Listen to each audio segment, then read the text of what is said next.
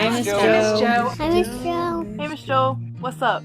Hey, Hi, Grandma Joe. Say hi, Grandma Joe. Hi, Grandma. I'll keep it short. Thank you for all of your hard work and all that you've done. You have been humbled through a lot. We wanted to take some time to thank you for everything you've done. You've been really critical to the success of Nehemiah from the very beginning and really before that. Hey, Joe. The rumor mill has it that you're retiring from Nehemiah Bible Church, although I know you're never going to retire from following Jesus. I remember early on, before we became members at Nehemiah even, thinking that you did an awful lot around there. And I've been in that building since probably 1970 or something like that. Not that particular building, but on that corner, in that location. I've seen a number of what we called church secretaries, which would be similar to what you're doing, and none of them were involved to the degree that you're involved. I know some people might think it's part of your job, but I know you go way above and beyond what you get paid for. And I thought to myself, I wonder what Nehemiah is going to do if Miss Joe ever retires. You were part of the original DNA that was established long before Nehemiah and Family Bible Church, but began with Kids Church. You were the first person I talked to when I came to Nehemiah. And when I think about the church, the ecclesia, what does it mean to be a body? I think the first passages that come to mind are those found in 1 Corinthians 12, that we're one body in many parts. And the passage goes on to talk about how each member kind of represents a different part of the body, whether it's a hand, a foot, an eye. And when I think about Miss Joe and who she is among our body, she's the backbone. Miss Joe had just such a both visible but very invisible footprint in the background of Nehemiah Bible Church. So many things that function seamlessly, so many things that get done, things that are printed, lights that are on, AC that is running, bills that are paid. There's so much in the background that Miss Joe has done. And when we think about what does it mean to actively be the hands and feet of Christ, Miss Joe has done that in such a way that it's not only impacted my life personally, I mean, she's an inspiration, but it's impacted our church probably in ways that we could never really account for. So to say, I love you, Miss Joe, doesn't quite even really capture the gravity of what you mean to me, what you mean to this church. It's been nothing but the biggest honor, one of the biggest honors in my life, to get to serve alongside somebody like you. You'll be deeply, profoundly missed. I love you with all my heart. Thanks, Miss Joe.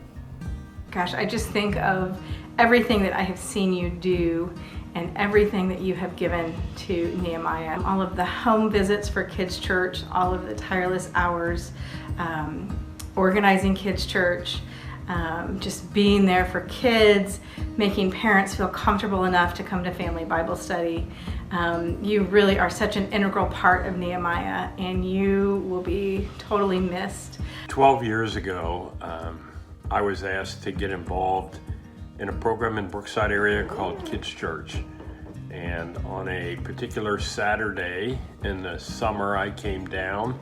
There was a ramp leading up into the back of that building. There was a lady at the top of the steps giving instructions. There is no running. Go back to the beginning, go back to the end of the bus and walk up here. There is no running here.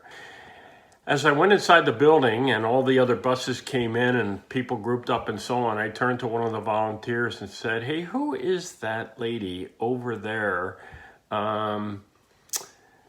giving instruction to all of the kids and so on?" And the gentleman said to me, "Oh, that's Miss Joe. And if you're a kid, you don't want to get on the wrong side of Miss Joe." I say this all the time, but I was really scared of you and I waited until you fell asleep on the bus.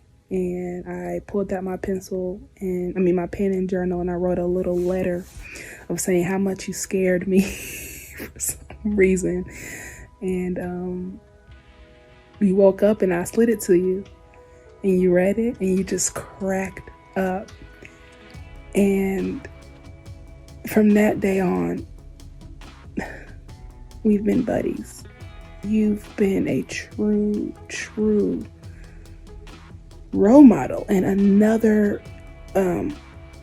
person that I can say that truly loves the Lord, and just watching you be shaped and molded to who the Lord wants you to be. And if I only had come down to Kids Church that one day, that is the impression that she would have left with me, but it is not the impression that she is leaving with me now.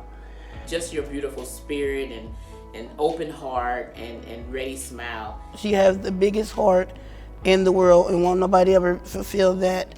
She never gave up on me, and she's still never given up on me. Still to the day, like I said, I got locked up, she was there for me. She was the only person at the time. I couldn't think of nobody else's number to call when I got locked up for that very last time, and she did not waste a minute to help me get out of jail. God sent that lady to me for a reason, and he did not want her to give up on me because I was supposed to be here to give my testimony to someone else. God has used you to make such a great example to us all. Happy retirement! Hi, Miss Joe. Thank you so much for being a good example of Proverbs 31, and Thank you for being a true friend to us. And always having a smile on your face no matter what. I also want to thank you for all the time and effort and just hours of time that you've put into Midwest Food Bank, and it's just been such a blessing to our family and to so many other families. And I just wanted to thank you for all the time and effort that you have taken over the years to make sure that our body has that has the food and has the resources. Well, I guess it would be fair to say that I've had the most time to get ready for this, and sad to say, I don't have adequate words to say. It would, I don't think it would, anything that I say would do justice or is going to do justice to this moment. I think you said that the Lord gave us to one another, me to learn patience and for you to learn submission. But, really it was just so that I could have somebody else to love. And I love you with all my heart, and I hope that there are no questions in your mind as to how much I love you.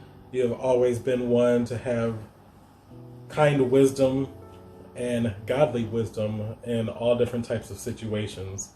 I'm so thankful for how you've encouraged me as a mom and a woman in the church, and just for all the joy that you brought to the job at Nehemiah and helping us stay organized beyond many things that we understood. And if we all kept you young, you certainly help all of us grow up. And yet you keep us on our toes and young at the same time. If it's not broke, don't fix it. And we don't need to recreate the wheel. For some reason, I always want to do things the hard way, but I'm learning this, Joe. I'm learning, thanks to you. I will always remember a fond personal memory that I have is when you gave me the tour of the church, and I will never forget to close the fire doors. If anybody in the church don't know, make sure the fire doors are closed. It's the doors with the glass with the stripes in it. But thank you, Miss Joe. I love you. One of the things about Miss Joe that has really always been an inspiration to me, in the early days of Kids Church, I used to see her put her heart into her work. She was very gifted administratively, but as I got to know her better, I saw that her heart was not just in her work, but was with the kids as well. And that was really something that inspired me, to see someone who put her heart into her work, worked proficiently, but then also was gifted in building relationships with the kids, getting to know them, and really being an influence on their lives. To see people where they are and that doesn't scare you away and you are willing to work with them. At the moment when you was in my life, that was when I needed someone. I was going back and forth between churches, and I was still trying to figure out my faith, and I feel like you played a big role in that. Just with the questions you would answer, and you would be so honest, and just you living as a godly woman, fearless woman, having faith really impacted me. Your legacy, your leadership, your support and strength, consistency, and Christian character, they've been so abundant and such a blessing for so long. I'm definitely going to miss serving with you. Not that we won't serve at all, it just won't be as often. And like when I think of serving at Nehemiah, the first person I think of is you. And it's been a pleasure and an honor every single time. I always learn something new. I'm very thankful for your training, and even before that though, I'm thankful for your friendship, and I've always enjoyed conversation with you, and I'm excited for your retirement. I know you're very excited, so I'll be eager to hear all that you're doing. So I'm going to miss our spending nights working together here at the church. After that, after 2, something happens, right? And then like everything is funny. Sure. Boy, yep, the things that Joe and I have laughed about.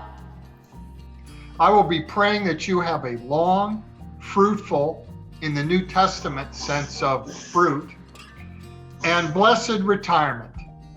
It has been a blessing to know you and to do kingdom work with you over the years. And as an old MBI radio man used to sign off, may the Lord bless you real good. And I hope that you thoroughly enjoy it and get to do all the gardening that you want to do to your heart's content. Thank you so much for your service to our church. I don't know what we're going to do without you. Yes, you have reflected what a godly woman is to the body and to the community, and we're just going to miss you so much.